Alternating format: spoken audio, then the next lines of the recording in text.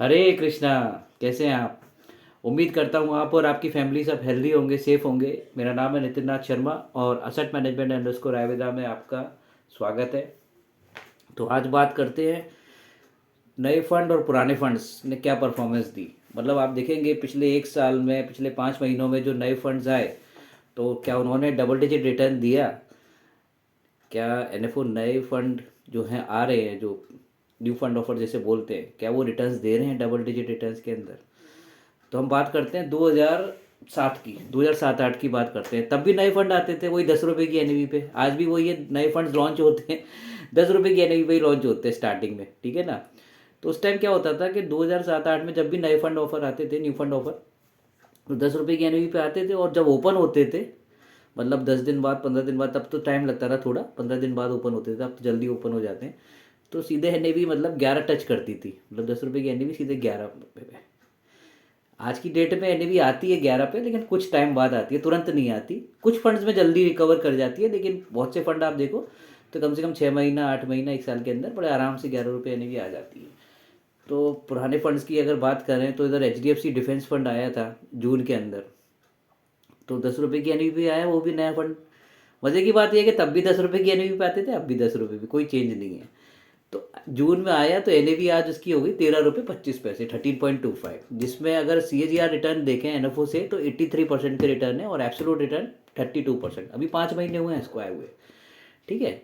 फिर आया Baroda value fund 7 जून को, वो भी 10 रुपये की एनएवी पे आया, उसकी एनएवी 11 रुपये हो गई 5 महीने में ही। मतलब ओवरऑल जो रिटर्न देखें तो 24% के सीएजीआर रिटर्न आ रहे हैं, डबल डिजिट रिटर्न आ रहे हैं, ठीक है ना।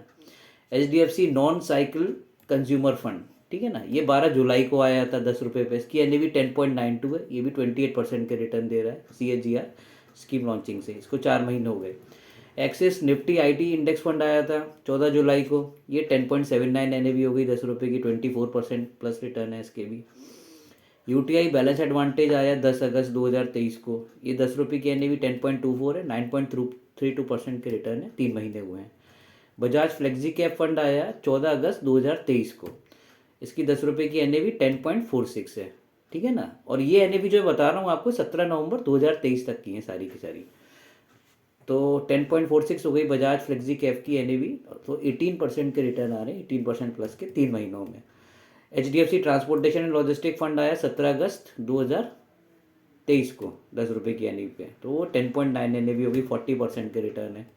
H S B C consumption fund आया 31 अगस्त को, 31 अगस्त 2023 में 10 रुपये की एन ए वी 10.58 हो गई, 30% के रिटर्न है, 30% के। निपॉन इनोवेशन फंड आया 28 अगस्त 2023 को, इसकी 10 रुपये की एन ए वी 10.45 है, 21% प्लस रिटर्न है।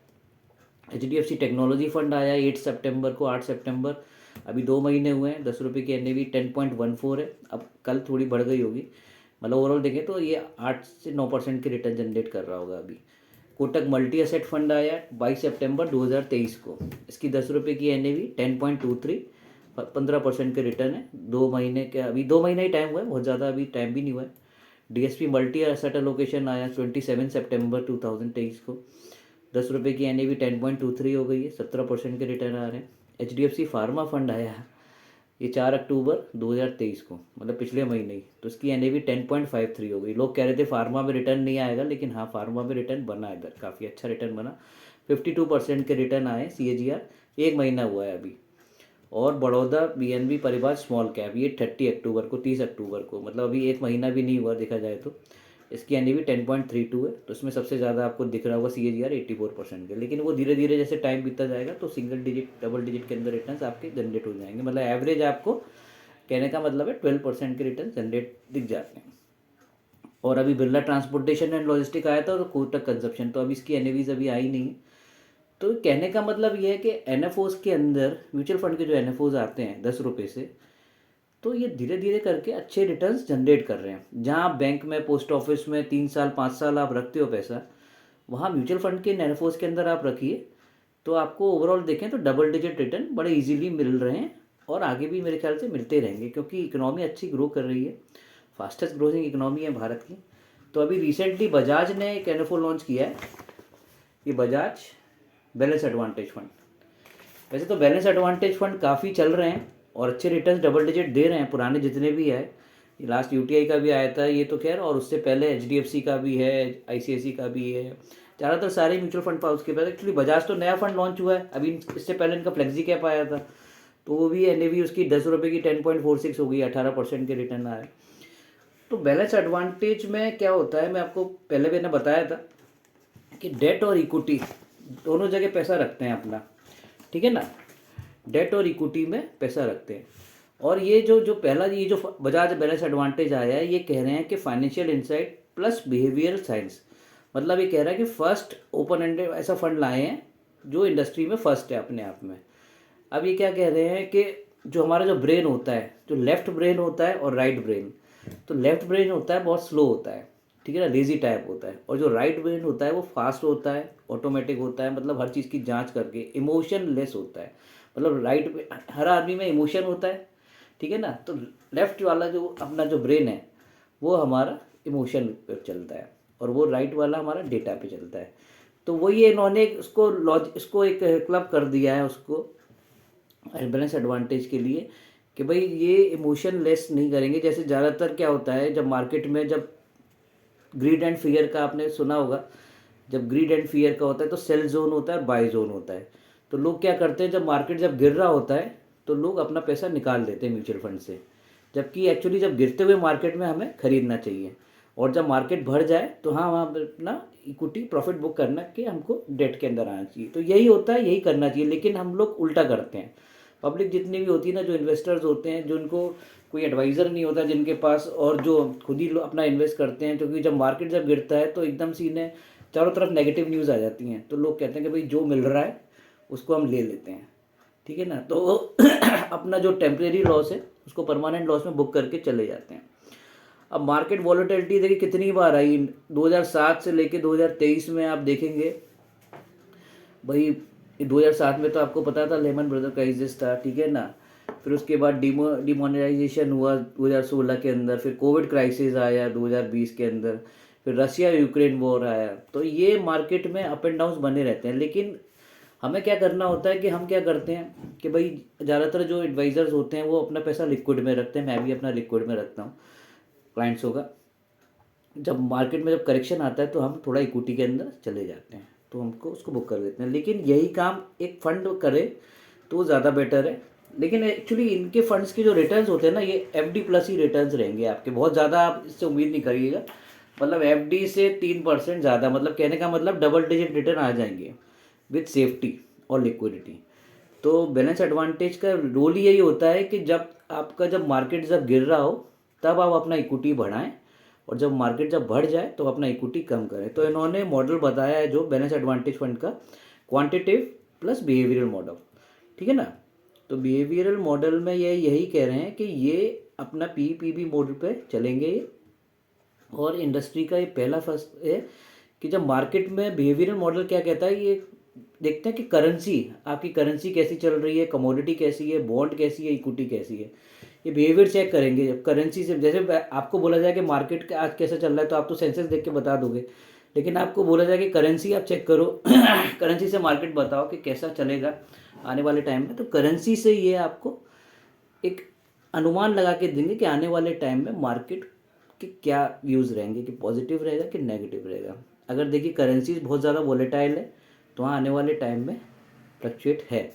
कमोडिटीज़ का यही हाल है, ऐसी बॉन्ड के अंदर है, अगर बॉन्ड के अंदर लोग ज़्यादा बाय कर रहे हैं तो इसका मतलब इक्विटी मार्केट इतना ज़्यादा नहीं परफॉर्म कर रहा, मतलब वॉलेटिलिटी है। तो इक्विटी ऐसे ही ये फंडामेंटल्स को चेक करते हैं, पीबी मॉडल और एम कैप और जीडीपी ग्रोथ को मिलाकर। तो सिंपल कहने का मतलब ये है कि डिफरेंट मार्केट कंडीशन में बेफ मॉडल का जो इक्विटी अलोकेशन है ये चेंज होता रहेगा। और ये अगर बैक टेस्टिंग की बात करें 2007 से अब तक, तो इन्होंने पॉजिटिव रिटर्न्स ही दिए हैं, मतलब जो इन्होंने जो बताया आज की डेट के अंदर। और मेरे हिसाब से ये आने वाले टाइम के अंदर जो हमारा जो आने वाले टाइम में जो हमारे जो वॉलेटिलिटी जो हो सकती है, क्योंकि अब इलेक्शंस भी आने वाले हैं, तो हमें इसी तरह का एक प्रोडक्ट चाहिए कि जो ऑटो इक्विटी चेंज करता रहे, इक्विटी और डेट को मिक्स करके हमारे पैसे को सेफ रखे, ठीक है ना। या तो आप लिक्विड में भी रख सकते हो, खुद भी आप कर सकते हो, लेकिन नहीं कर सकते तो आप सबसे बेस्ट तरीका है कि बैलेंस एडवांटेज कैटेगरी में आप चले जाइए। रनिंग फंड्स में भी आप ले सकते हो, चाहे HDFC का हो, चाहे ICICI का हो, चाहे बिरला का हो, चाहे टाटा का हो, चाहे SBI का हो। नए फंड के अंदर फ़ायदा ये होता है कि 90 डेज तक फंड मैनेजर कैश होल्ड कर सकता है। ये सेबी ने इंस्ट्रक्शन दे रखा है, फंड मैनेजर को पावर दे रखी है। तो 90 डेज तक वो धीरे धीरे इक्विटी के अंदर डिप्लॉय करता है। जैसे इनका बजाज का फ्लेक्सी कैप आया था तो 90 डेज तक इन्होंने 100% इक्विटी नहीं किया था। धीरे धीरे इन्होंने तो जब भी बीच में मार्केट में जब करेक्शन हुआ तो इसको इसका बेनिफिट भी मिला, तभी इसकी NAV 10 रुपये से नीचे बहुत ना के बराबर ही गई थी। और इधर जब मार्केट में तो वापस बाउंस बैक हुआ, रैली हुआ, तो 10.46 की NAV रिकवर भी हो गई। तो यही तरीका होता है। तो अभी NFOs आए हुए हैं। एक तो बजाज का है balance advantage fund with behavioural science, ठीक है ना। और दूसरा एक ये है, इनका वन पेजर नहीं है, मोतीलाल ओसवाल का एक आया हुआ है। मोतीलाल ओसवाल का स्मॉल कैप है, वो भी स्टार्ट होने वाला है 1 दिसंबर से। और एक कोटक का चल रहा है अपना, कोटक का हेल्थ केयर और फार्मा। हेल्थ केयर फार्मा इधर अच्छा परफॉर्म किया भी, HDFC ने अच्छे रिजल्ट्स भी दिए, मैंने आपको बताया भी। और क्या बोलते हैं, एक है ना कोटक का, एक कोटक का हो गया हेल्थ केयर एंड फार्मा, और एक DSP का बैंकिंग एंड फाइनेंशियल। तो ये कुछ NFOs चल रहे हैं, तो जिसमें आप अपना पोर्टफोलियो में ऐड कर सकते हैं। तो देखिए धीरे धीरे अपना पोर्टफोलियो में ऐड कीजिए NFOs के अंदर, क्योंकि एक टाइम में बीच में ये थ्योरीज हो गई थी कि NFO रिटर्न नहीं देखते, क्योंकि भाई ये नया फंड है, नए फंड लॉन्च होते हैं तो इन्हें टाइम लगता है। लेकिन नए फंड का एक फ़ायदा ये भी होता है कि आप जो स्टॉक्स है नए प्राइस पर आप बाय भी करते हो। फंड मैनेजर भाई फ्रेश पैसा है तो भाई नया चीज़ें तो आप बाय करोगे। हो सकता है कि कोई स्टॉक ऐसा हो कि अपने अपने हाई से नीचे हो, और इधर नई कंपनीज भी लॉन्च हुई हो, नई कंपनीज भी तो होती हैं, तो वो सर्च करके फंड मैनेजर अपने पोर्टफोलियो में ऐड करते हैं। इसी वजह से आप देखेंगे पिछले 1 साल में, 1.5 साल में, 2 साल में जितने भी नए फंड आए सब ने अच्छे रिटर्न्स दिए। अब आप बोलोगे कि मार्केट बढ़ गया, देखिए मार्केट को टाइम तो कोई नहीं कर सकता, लेकिन जिन्होंने फंड मैनेजर्स ने इन्वेस्ट किया, रिसर्च की, पैसा लगाया, जिन इन्वेस्टर ने इन्वेस्ट किया, तो आज रिटर्न्स तो उन्हीं को मिल रहे हैं ना। अब लोग बाग सोचते रहेंगे मार्केट हाई है तो वो रिटर्न्स ऐसे कभी नहीं बना पाएंगे। तो मार्केट को कभी भी कोई नहीं टाइम कर सकता। आप धीरे धीरे SIP STP मोड से अपना इन्वेस्टमेंट पोर्टफोलियो बढ़ाइए, और जो नए फंड आते हैं उसके अंदर आप धीरे धीरे ऐड कीजिए, ताकि अल्फ़ा जनरेट हो आपके पोर्टफोलियो में। देखिए बाकी आप सब खुद समझदार हैं, आप मुझसे ज़्यादा जानते हैं। भाई हम तो कोशिश करते हैं कि आपकी जो फाइनेंशियल जो जर्नी है उसको ईजी बनाएं, और उसको मतलब रिटर्न्स आपको दिलाएं पॉजिटिव और डबल डिजिट रिटर्न। कोशिश यही करते हैं कि डबल डिजिट रिटर्न दिलाएं क्लाइंट्स को, और आ भी रहे हैं और आएंगे भी आने वाले टाइम के अंदर, ऐसी कोई दिक्कत नहीं है। बस हमारा यही एक टारगेट होता है कि बैंक पोस्ट ऑफिस से आपको रिटर्न ज़्यादा दिलवाएं, ठीक है ना। तो इसी बात पर मैं हमेशा फोकस करता हूँ, और इसी रिसर्च के हिसाब से अपने पोर्टफोलियोज़ के अंदर, अपने क्लाइंट्स के पोर्टफोलियो के अंदर इन्वेस्टमेंट कराता हूँ।